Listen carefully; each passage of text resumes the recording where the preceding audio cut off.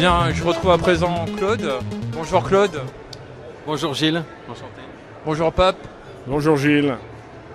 Alors Claude, les auditeurs de Zone Imaginaire te connaissent.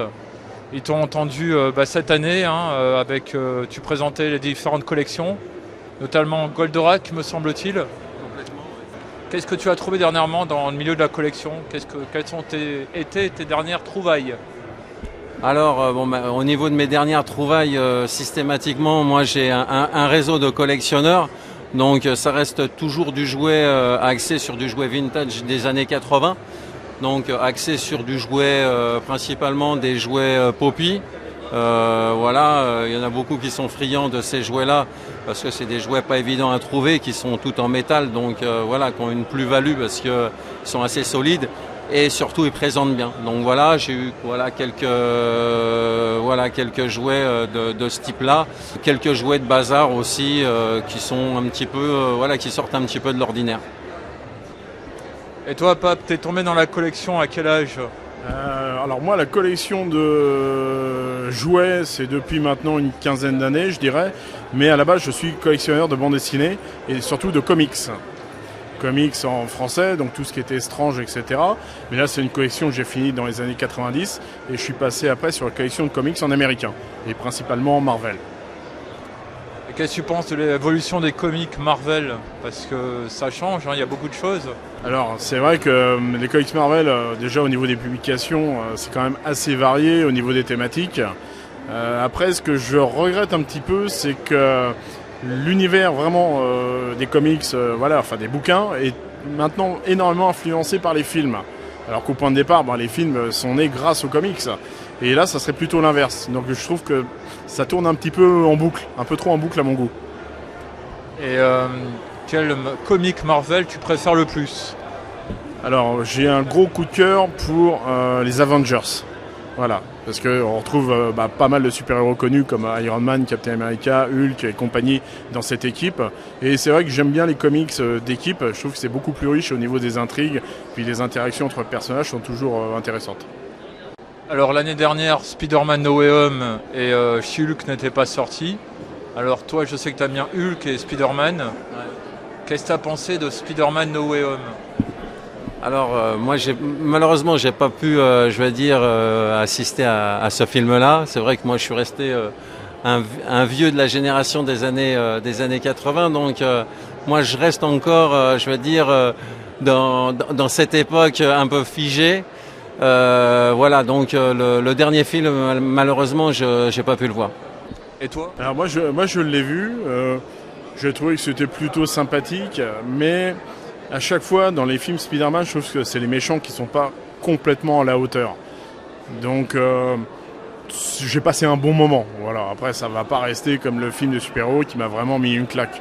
C'est pas comme les deux derniers films des Avengers où là j'étais scotché à mon fauteuil et c'était magnifique quoi. Mais bon, ça reste un bon film, ça c'est clair. Deux derniers films d'Avengers, tu préfères lequel, Infinity War ou Endgame? Pour la montée en suspense, je dirais Infinity War, mais le Endgame, notamment avec la bataille finale, ça c'est ce que j'ai toujours rêvé de voir quand j'étais gamin et qui est enfin possible grâce aux effets spéciaux. Donc mon cœur balance entre les deux, pas pour les mêmes raisons, mais j'aime bien les deux films. Et puis après, pour moi, dans ma tête, ça forme un seul quoi. Très long, mais ça fait un seul gros épisode qui conclut la saga des Avengers quoi. Enfin, pour le moment.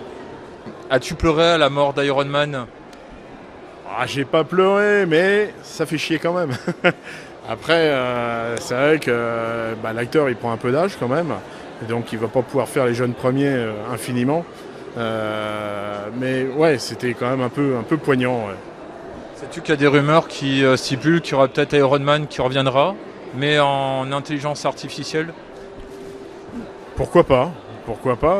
Après, effectivement, s'ils font le visuel en intelligence artificielle, en image de synthèse, lui, il peut continuer toujours de faire la voix.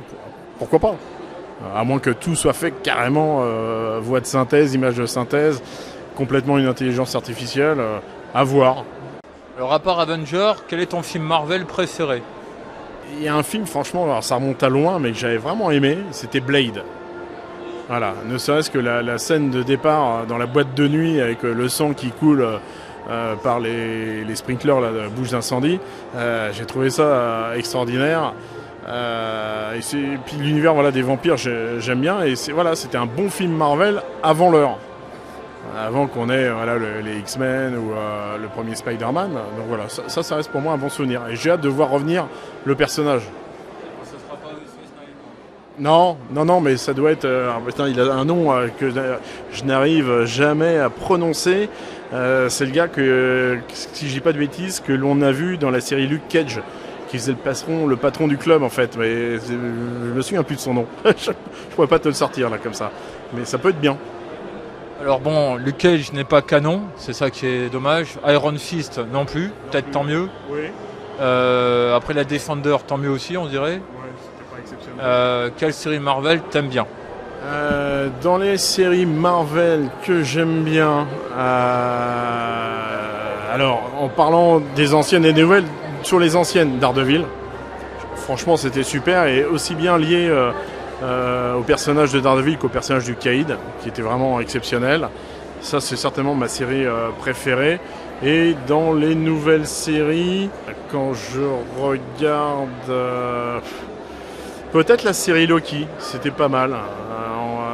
La découverte du multivers dans la série Loki était intéressante. Et le personnage est intéressant déjà par lui-même. Donc ouais, j'aurais tendance à dire Loki. Et après, un autre film de science-fiction à part Marvel, c'est quoi ton film préféré? J'aurais tendance à dire Star Wars, l'Empire contre-attaque. Où il y avait vraiment une noirceur qui était vraiment intéressante. Après, bon, j'en garde peut-être aussi ce souvenir-là, parce que j'ai vu ce film au cinéma quand j'étais gamin. Et j'étais sidéré. Et puis voilà, quand il dit qu'il est son père, là, je me cramponnais au siège. Je comprenais pas. Enfin, c'était...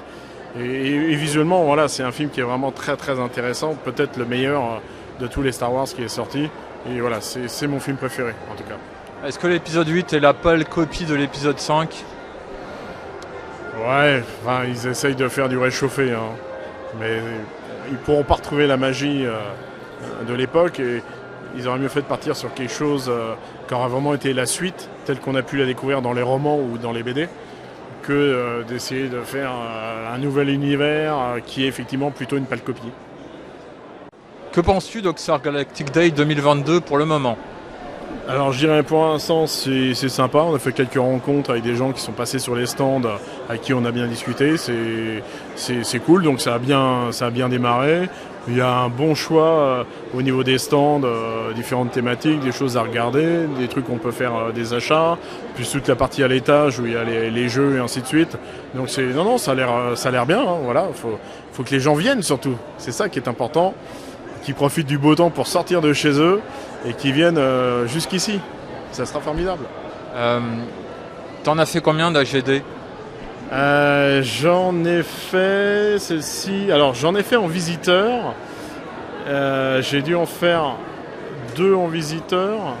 Et là c'est la 2e en tant qu'exposant. Est-ce que tu aurais des anecdotes? Oh, les anecdotes, c'est...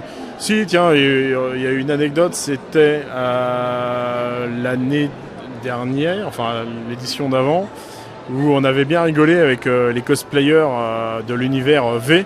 Ils étaient venus m'arrêter sur le stand pour m'emmener dans leur vaisseau pour me manger. Voilà. Et on avait tout filmé pour mettre sur Action Toys, qui est l'assaut dont je suis le secrétaire. Voilà, donc on avait bien rigolé. Voilà. Ça, c'est une anecdote amusante. Peux-tu nous parler de l'association dont tu fais partie? Oui, alors Action Toys, on est une association loi 1901 française donc, mais dont le président est un Français qui vit à Bruxelles, en Belgique, mon ami Richard. Donc on est à moitié en France, à moitié en Belgique. Nous, ce qu'on veut, c'est promouvoir le jouet vintage, c'est-à-dire on démarre fin des années 60 pour aller jusque dans les années 90-2000, on va dire, même si on n'est pas fermé à la nouveauté. On va même des fois parler de pop, hein, voilà. Faut vivre avec son temps aussi. Et on essaye d'organiser aussi, nous, des salons, des bourses aux jouets, voilà, pour rencontrer les collectionneurs discuter, faire des échanges. Et puis après, mon ami Richard, qui lui est en Belgique, est allé plus loin puisqu'il a carrément créé un musée du jouet qui s'appelle le Toy Discovery Museum, qui est à Bruxelles. Et en fait, il a une énorme collection et il a décidé d'en faire profiter tout le monde en créant ce musée. Voilà un petit peu. Comment vois-tu l'avenir des collectionneurs? Alors, l'avenir des collectionneurs, c'est clair que la nouvelle génération, ils sont moins matérialistes que nous, on a pu l'être en notre temps. Ils sont plus effectivement sur les mondes virtuels, enfin voilà, tout ce qui va être Internet, cyberespace, enfin voilà, des activités liées à tout ce qui est dématérialisé finalement. Alors que nous, on était vraiment dans le concret et puis des choses matérielles qu'on aimait bien acheter, mettre sur des étagères.